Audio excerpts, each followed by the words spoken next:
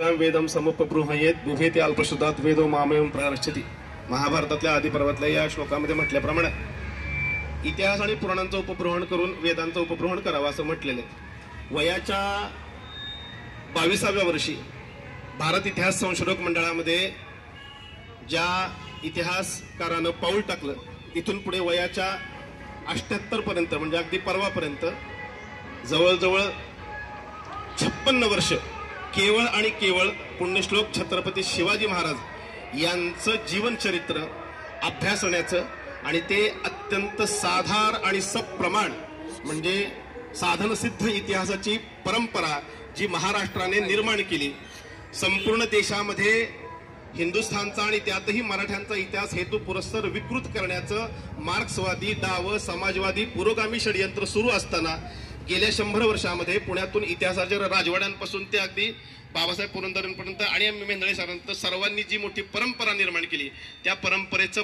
पाईक असलेले राजा शिवछत्रपती नावाने शिवाजी महाराजांवर केवळ अब्दुल खान वधापर्यंत 2500 पानं मराठीतून लिहिलेले, त्यामध्ये 7500 नुसत्या टिपा आहेत। त्यानंतर इंग्रजीमध्ये पूर्ण 1200 पानाचं शिवाजी महाराजांचं पूर्ण चरित्र लिहिलेलं आहे। इस्लामची ओळख नावाने 500 पानं स्वतंत्र लिहिलेले आहे। टिपू सुलतानचं चरित्र लिहिलेले आहे। शिवाजी महाराजांचं आरमार नावाने स्वतंत्र पुस्तक लिहिलेले आहे। असं शिवाजी महाराजांच्या आयुष्यावर जवळजवळ 6 ते 7 हजार पानांचं साहित्य अत्यंत साधार सटीप एकही वाक्य पुराव्याशिवाय लिहिणार नाही या प्रतिज्ञेनं लिहिलेले आपलं सर्वस्व जीवन सर्वस्व केवळ प्रामाणिक इतिहास संशोधनासाठी वेचलेले श्री गजानन भास्कर मेहेंदळे यांचं दुर्दैवाने 4 दिवसापूर्वी निधन झालं। त्याच्या आधी 3 दिवस आधी त्यांनी औरंगजेबाचं फरमान या विषयावर व्याख्यान दिलं होतं। संभाजी महाराजांचा इतिहास सांगताना कंठ आवृत्त झाला होता, 5 मिनिटं बोलू शकत नव्हते।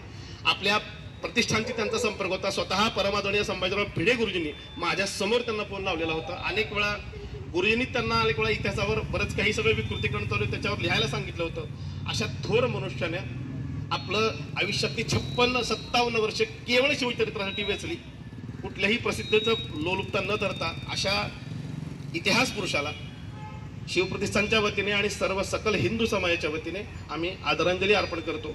त्यांनी केलेलं काम आपल्याला पुढे न्यायचं आहे। ते चरित्र आपण अध्ययन करून खरा इतिहास आपला शिवाजी महाराजांचा पुढे मांडणे हे आपलं कर्तव्य आहे एवढं बोलतो आणि वाणीला विराम देतो। शांती मंत्र। ओम पूर्णमदः पूर्णमिदं पूर्णात् पूर्णमुदच्यते पूर्णस्य पूर्णमादाय पूर्णमेवावशिष्यते।